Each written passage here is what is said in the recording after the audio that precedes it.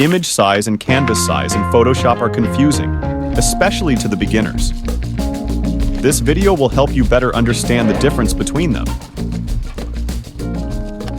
Let me build a demo first. This is a canvas, and this represents all content and layers.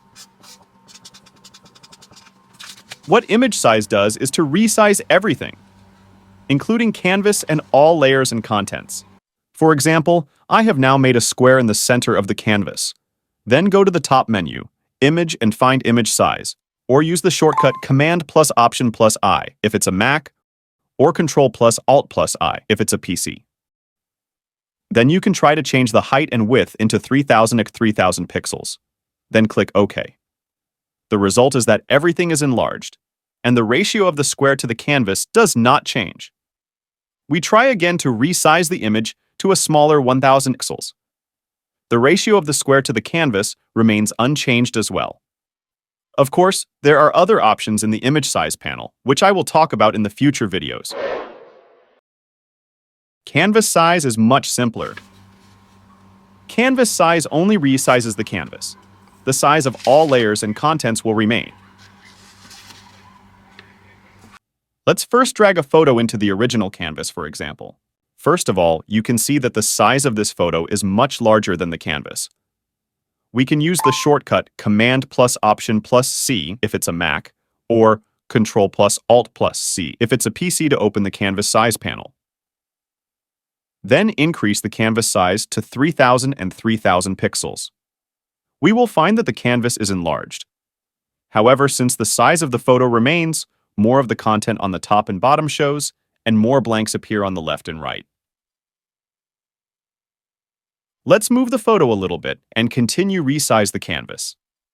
This time we can adjust the anchor point to the bottom so that when the canvas size is enlarged, more space can be released to the top of the image. This way you get a picture with more free space at the top. On the other hand, if we resize the canvas a little bit too small, Photoshop will tell you that some clipping will occur. Click to confirm. The image will be cropped, but the photo is still there, and its size is still not changed. In the image rotation options, the 180 or 90-degree rotation is easy to understand. It rotates the entire canvas by 180 or 90 degree. What's a little tricky is that if you try to arbitrary, for example 45 degrees, you will get a picture like this. What it does is to first rotate the entire image by 45 degrees. And because in all computer systems, images must be displayed in a rectangular without any angles. So Photoshop automatically expands the canvas to a range that can cover the entire image. There is another way to crop the image here.